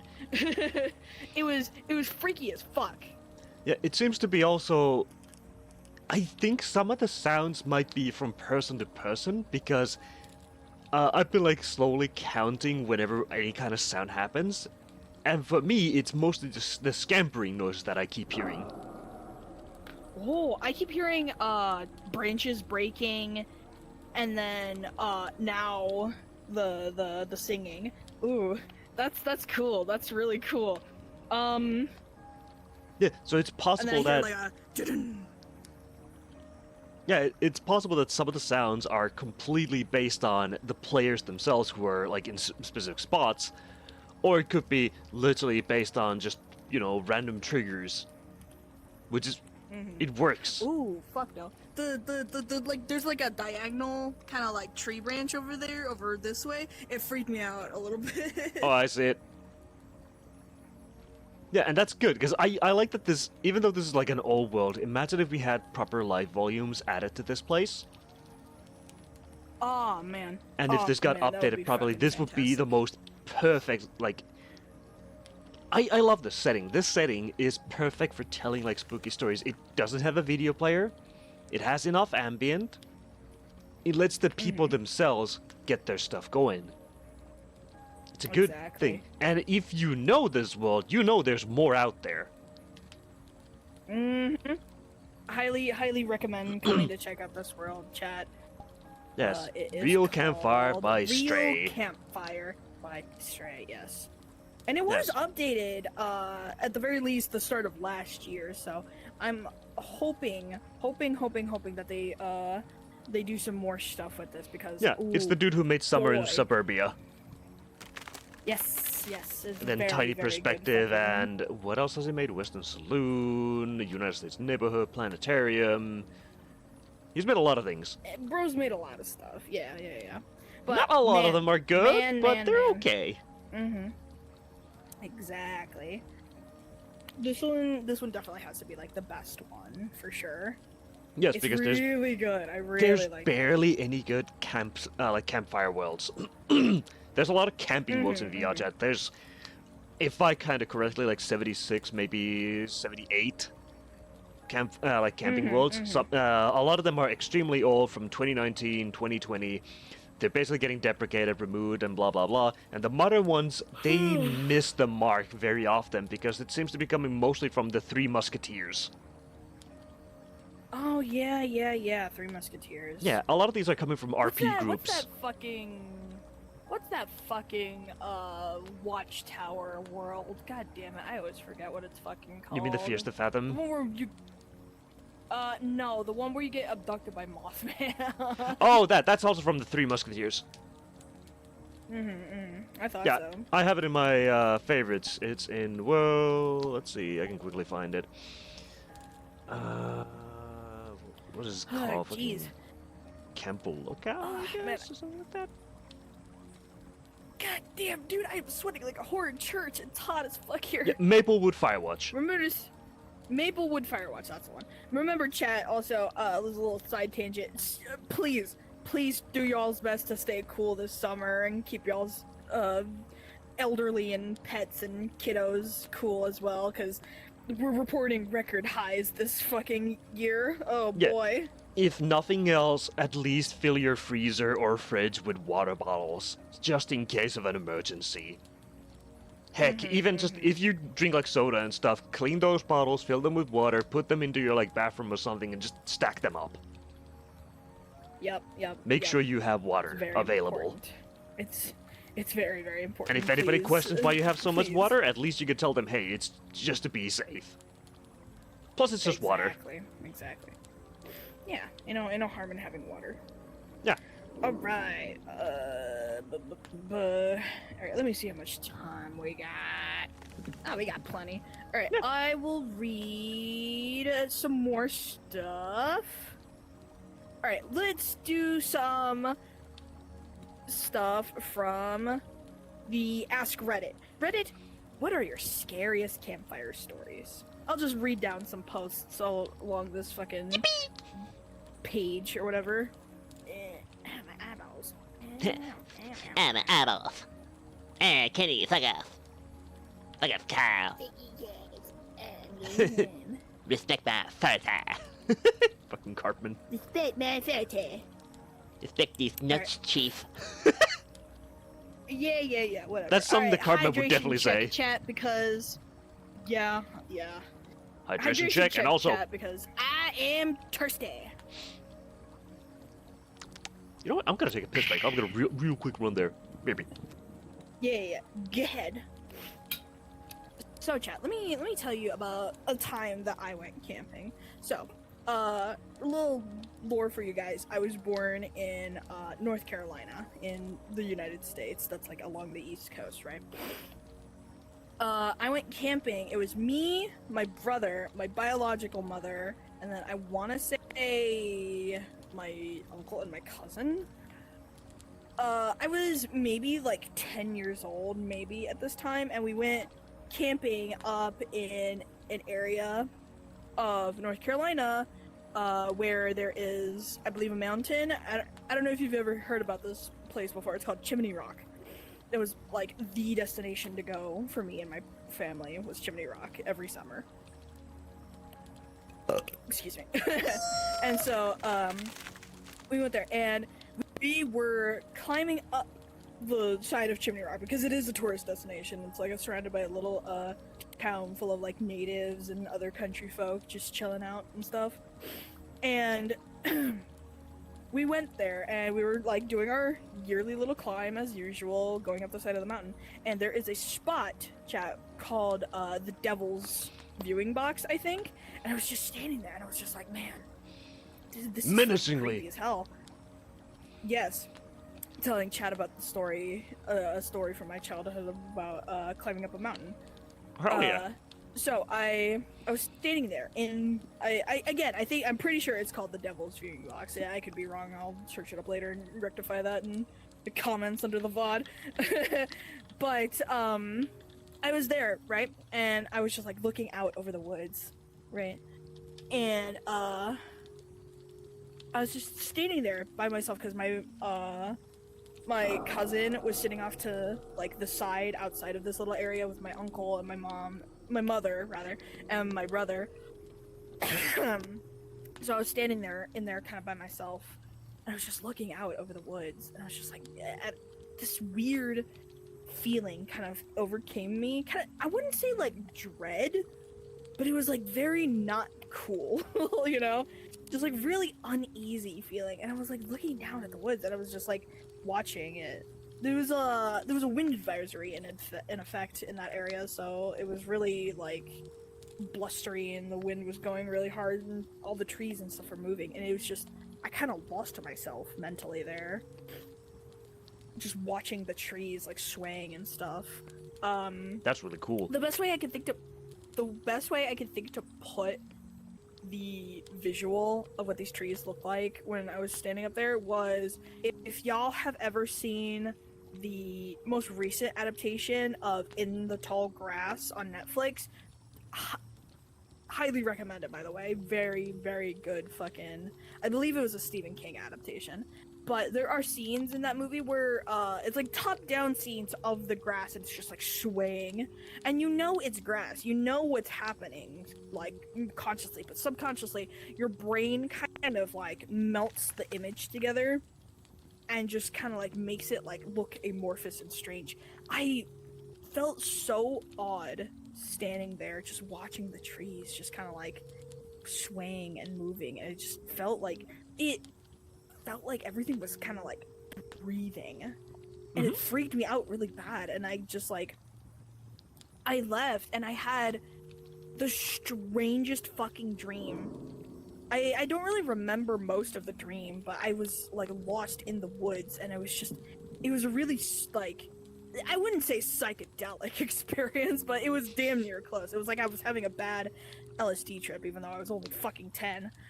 And I just, all that week, while I was staying with my cousin and his family, I just felt so fucking weird. And when we went home, I went back to school, and I was like, man, what the fuck? What the hell even was all of that? And come to find out, when we had gotten home, and this was many years later. I believe I was like maybe 15 or 16 when this topic was brought back up with my mother, and we were talking about it because I was just like reminiscing, and I was like, yeah, man, I was just standing there for a little bit, and I was wondering, because when they came over to me, when I exited that little area in the side of the mountain, they were kind of like miffed, like, dude, where the fuck were you? Apparently, and this is according to my mother, my brother probably doesn't really remember this, so it's no point in really asking him, but my mother came over to me, and she was like, I've been looking for you for like an hour, where have you been? Like, I've been standing here the whole time, what do you mean? Yeah, apparently I had gotten lost, and I was just standing there in this portion of the fucking trail up the mountain for like an hour. I was standing there staring at the fucking trees for an hour. It was the weirdest fucking experience of my life, and I still think about it to this day. Yeah, I think that place is called the Devil's Hole Viewing Platform. I think so. It's in North Carolina, on the side of Chimney Rock Mountain. If I could go there again, I absolutely would. That reminds me of a little side thing. There used to be a really cool diner and bakery there. I forget what it's called, but man, when I went back there when I was like, I think 17, oh god, it went downhill because the original owners fucking sold the place, and then it was just like this really shitty lunch spot. It was fucking terrible. It made me so sad. Man, but that sucks. Regardless of that, I really, really do recommend going there, you guys, if you guys ever, A, decide to visit America, or B, decided to visit North Carolina and wanted to see where that spot is. It's Chimney Rock in North Carolina. It's a fantastic place to go. Really beautiful fucking mountain view and stuff, and it's super cool going there. I love it. Oh boy. Alright. let's get on with these creepy campfire stories to close out this stream. Alright, one more hydration check, because reading shit makes you fucking thirsty. Not sponsored by Ed Energy Drink Hydrated. Although, please, I'm begging, Nah. begging you, sponsor us. Nah, man, I want to get sponsored by Monster. Can we get sponsored by Monster. Chipotle and everything? Chipotle! Actually, no. Nope. Best sponsor, Boss Coffee. Oh my god. No! Please, Suntory, sponsor us. I will drink your coffee every day. Pocari Sweat. Pocari Sweat, please sponsor us. Pocari and Suntory collab. If I could have... Oh my god, imagine that caffeinated Pocari Sweat. If I could have like a case of Pocari Sweat, like a month supply case of Pocari Sweat, I would cry happy tears. I've had it in Pocari bottles, Sweat. I've had it in Alright. multiple cans. It's good. It's so good. Alright, let's get into this. Alright. Yeah. This one is pretty simple. It says, here's a short poem I wrote and posted on the r/scary stories subreddit. The shortcut through the cornfield tempts you as you're walking home. The clouds above the moon concealed as you enter the swaying corn alone. The corn grows tall and thick, my friend. The path you chose is muddy. It grows in rows without scope or end, and in the dark, you hurry. You don't see the standing forms as you pass them on your way. They stand still among the swaying corn, which hides their pallor and decay. Hundreds gather in this field tonight, though you see none at all. Yet you still look around in fright, but the corn grows too thick, too tall. You tell yourself as you continue through, it's merely the rustling of leaves. But they see you, and they hear you, and they might not let you leave. Ooh, that one was creepy. Really spooky. Little cornfield nonsense. Mm. Oh man, that reminds me of a time that I read Children of the Corn. It's a much better story than it was a movie. Ooh boy, 100%. The movie was a bit of a slog, and it wasn't very good, but I still think it's a classic piece of horror media. I think the problem with it is the fact that movies have to condense it into a, 1 hour or 2 hour format, and it just doesn't do it justice. Nope, not at all. Alright. Ooh, this is a classic one. A hiker was making his way through the dense woods of a moonlit forest as he'd done many times before. The loosely packed dirt of a trail not yet blazed gave way under his boots as he ventured late into the night. It was far past midnight by this point, and the hiker desperately needed to sleep. The man knelt down and shrugged off his backpack, preparing to set up his tent, until he took note of a light somewhere afar in the distance. With curiosity piqued, he donned his backpack once more to discover the source of the light. As he approached the offending bulb, he began to notice that it wasn't just a light by itself, but an entire cottage, lit up somewhat dimly in the dead of night. Manners be damned, the hiker decided that he'd ask the owner of the cottage for some lodging for the night. After all, his tent could be awfully uncomfortable from time to time. However, after several minutes of bare knuckles rapping against the solid oak door, not a soul answered his call. He continued to knock and knock and knock, hoping that someone was home to shelter him. After a few more bouts of this, the man pursed his lips, making a decision of ethics to sleep outside or intrude without invitation. What they don't know won't hurt him, the man decided, testing the lock to see if breaking and entering was in order. To his surprise, the door gave way instantly, the hinges eerily creaking as he made himself at home in the cottage. The cottage was simple enough. There was a small kitchen that was attached to a living room which held nothing but a pull-out couch. It was fairly standard, nothing fancy, but it was way better than a tent. The only thing that the hiker wasn't comfortable with was an odd sort of collection that the occupant of this cottage had. Some sort of painting collection of disfigured faces with malicious expressions that lined the walls of each room. Each canvas seemed to glare at the man with personal hatred and malice that he'd never experienced before. After moments of curious staring and cold shivers, the man turned away from the art and tucked himself into bed for a night's rest. After a few hours of abysmal sleep, the hiker rose with an uncomfortable feeling. He felt uneasy and stood to his feet to gather his belongings before setting off as quickly as possible.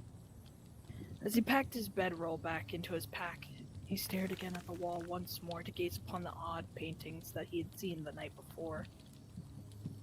His heart stopped cold as he realized they were only windows. Ooh! Ooh! Creepy shit, creepy shit, creepy shit. I've read that one. It's so good. It's fucking like both like terrible, but also like, eesh. Yup.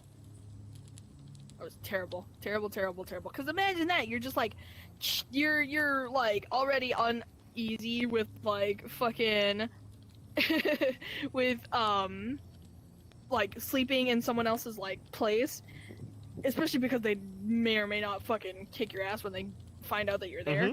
But then waking up in the morning and finding out, what the fuck? It's windows. These aren't fucking paintings. What the hell? Yeah. So what the hell was looking at him? And also, whose cabin is that? Exactly. Exactly. And what the fuck happened there?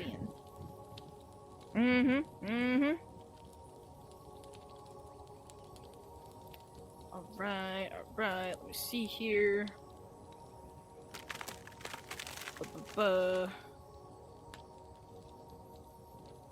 Trying to see if there's any other pretty good ones. I'll just fill.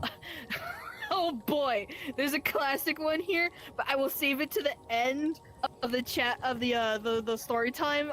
In the meantime, I will read some short scary stories from r/ short scary stories. Hell yeah. Alright, this one is called A Quiet House Stays Clean. Alia is a housekeeper who genuinely enjoys her job. People tend to apologize when she tells them what she does, as if she's settled for something lesser. She doesn't correct them. She chose this. She likes it. She's been with the same cleaning company for nearly 10 years. She sets her own hours, drives through quiet neighborhoods lined with expensive homes, and gets to see how people live behind closed doors. Some houses smell like mold and loneliness. Some smell like sickness and dust. She doesn't mind. Most of her clients are elderly or ill. They're grateful. They thank her for wiping counters, for doing laundry, for opening the curtains. Some apologize for the mess. She pats their hands and tells them, it's nothing. She prefers the ones who stay in bed. A quiet house stays clean. Routine never changes. Kitchen, bathroom, bedroom. Fridge first, then the sink. On the bedside table, a few sprays, a few drops, a few wipes. Everything will be great. She hums it sometimes. People think it's about her cleaning rhythm. And it is, in a way. Mrs. Green is new. Thin, sickly. A nervous daughter keeps calling the office as if someone trustworthy is coming. Aya smiles when she hears that. Trust is the whole point. She starts in the kitchen. The fridge opens with a soft suction pop. Inside, leftovers, neatly stacked. Small jar of soup. She lifts it carefully, the glass cold against her palm. Perfect. She sets it beside her cleaning caddy and turns her back slightly toward the hallway. From the caddy, she pulls a small spray bottle. 2 short bursts into the soup. No smell, no foam. Perfect. She stirs with the end of a spoon, wipes the rim clean with a folded paper towel, and presses it into the trash beneath the other towels. Everything tidy. She places the jar back exactly where it was, label facing forward. In the bathroom, she checks the medicine cabinet. A half-unused bottle of mouthwash. She unscrews the cap, tilts it, and lets a few pale drops fall from a small vial tucked beside her gloves. A gentle shake, cap back on. She wipes the lip with her sleeve, then dries it with a towel. They go straight into the hamper. Then she cleans. Counters, mirror, floor. Wipes, wipes, wipes.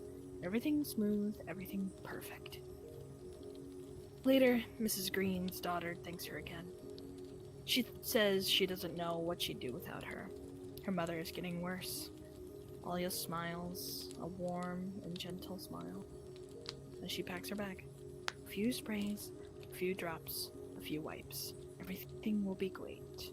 It just takes a few visits. Ugh, that one was kind of. So it's a little vague there, surprisingly, but I don't know if you picked it up, chat. This bitch is killing old people. What the fuck? I mean, the moment she took the fucking soup and sprayed it. Yeah, exactly. Kind of like, Alright. This one is called This Day is Doomsday. God did not create a soul that knows the unseen, for if you knew the future, you would do the impossible to change reality. Imagine if you had the foresight to know what awaits you, to try to imagine what will happen to you in a few moments. You cannot. Because even if you knew, even if you were certain that this way was your destiny, and tried to fulfill it, it would not happen unless it was written for you. But I know the unseen. I know what will happen to me tomorrow. My doom is tomorrow, but I do not know how. I had a dream. A void and desolate place where no one existed but me. And another figure, dressed all in black. He wasn't the Grim Reaper. He didn't carry a scythe. He was more like my fate. My conscience. He said, "Tomorrow you die." He said my time was up. He said, "Fate has recorded the date of your death, Frank." And I thought it was a dream. Just a dream. Nothing more. But there was a mark on my hand. To this very moment, it's still there. Someone with a hand of flame had gripped my wrist. And that is exactly what that figure in my dream did. My mind was reeling. What in heaven's name is this? How can this be? Am I a bad person? Cursed by God with the knowledge of the unseen? Or am I a good person? Gifted by God with this foresight? Is this the purpose to help me? To give me another chance to be a better man? Or is the purpose to warn me that I am a person so wretched to such an extent? But I am not bad. I am...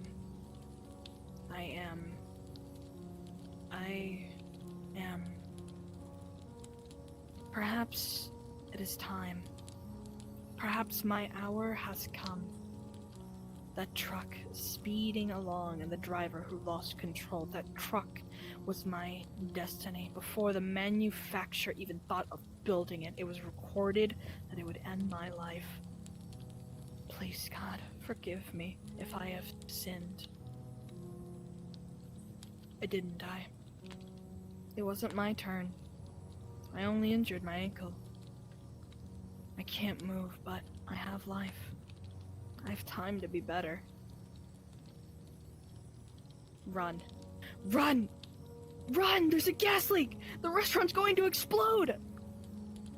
That's what the man said as he rushed out of the restaurant I was lying in front of, with everyone else running behind him. Everyone escaped their lives, except for me. What is there left to say? Ooh, man, that one was kind of dour, but, like, I like that. The trope of only you know how you are going to pass, and despite no matter what you do, no matter what kind of moral quandary you have with yourself or with whatever higher power you believe in, it's gonna fucking happen, bruh. Yeah. No matter what, it's gonna happen. It's gonna fucking happen, bitch. Hey, boss, Alright, it's time. It's time for you to fucking die. Alright, let's fucking get, I think, one or two more here. Alright. This one is called A Very, Very, Very Small Number of People. A very, very, very small number of people develop a natural immortality. Sometime in our 20s or 30s, we stop feeling pain, hunger, or even thirst. We stop getting sick or injured. We stop aging. We've identified a little over 100 of us in the world. We try to keep in touch, but we mostly live discreetly among normal humans. The oldest we've identified is over 2,000 years old. She can't make the calculation precisely. The youngest we've identified is 25. I met him today. He told me when he was born, and he told me his name. Donnie. The coincidence we happened to be in the same city was when it all ended. I'm not sure whether it all means the whole planet or just a significant amount of the continent. The scientists were completely sure what that would mean either. Something about an uncertain trajectory, but the city and most of the surrounding landscape was leveled. Except Donnie and me. Made it easier to find each other. I've been sitting with Donnie for a few hours. He alternates between staring silently at the horizon and crying, screaming. I don't try to stop him. No matter how much time he needs to process it, he has enough. 25 years ago, Donnie was born. Today, a meteorite hit and ended the world, at least as we know it. Today, Donnie found out that he will live forever. Not as scary as I was hoping, but it's certainly disturbing if you think about it, you know? Kinda, yeah. At the same time, kinda lackluster. A little bit, yeah. Alright, fucking, I will now close this shit off with the most classic of stories. So you wait, hold on, I gotta ham it up a little bit here. I gotta ham this shit up right quick. 1 second.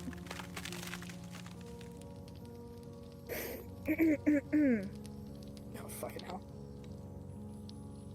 So you're with your honey, and you're making out when the phone rings. You answer it, and the voice is, "What are you doing with my daughter?" You tell your girl, and she said, "My dad is dead." Then who was phone?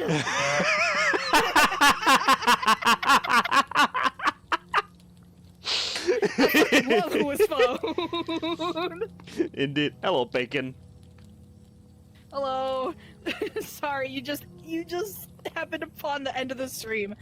And with that, thank you again, everyone, for joining me on this extra spooky fucking Midnight Zone. I cannot thank you guys enough for supporting me and this little side hustle I've got going here. I really hope I can continue to do my best for you guys and bring you guys more spooky stories from the internet. Yeah. Wait. Yeah, sorry, Peggy, you just literally joined at the fucking end and all that jazz. Don't worry though. Don't worry, you can still watch the VOD on YouTube. Yeah, you can watch the VOD on YouTube and all that jazz. And also, tomorrow we got Phasmophobia. Phasmophobia! With So stay tuned for that. Rumi! Yeah, and also stay tuned for next week. We will have our next episode of the travel agency, and then the Thursday after that, so next Thursday, I will be back again, as usual, with more scary stories and a new spooky place for us to sit in. So, lock your doors and check underneath your beds, friends, and go brush your teeth. Yeah, actually, go brush your We'll see teeth. you later. Do it now. Mouthwash, everything else, and all that jazz. But yeah, we're Yeah, also yeah, not gonna yeah. go raiding anybody at the moment because it seems like nobody's really around. And yeah, it wouldn't be you if you didn't come at the end, Bacon. Yeah, It's also for because real. daylight savings happened for a lot of people in the world. Mm. For me, it's gonna happen. I think next week. Hold on, when is it gonna happen for me? I think it's next week. Yeah, on the 28th. Yeah, next week. Yeah, next Saturday. What fucking? It's gonna happen on the 29th. That's Sunday. So that's when I go back to my normal time, which is all these streams will happen an hour earlier for y'all. You'll be here for like 2 or 3 months. You haven't been here for 1 month, Bacon, or so.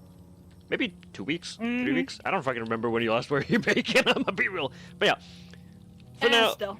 we're gonna head out now. We're gonna have a fun time and everything else. Y'all have a great time as well. Yeah. But I'll see you guys tomorrow with some more Phasmophobia. And on the weekend, we start Yakuza 3.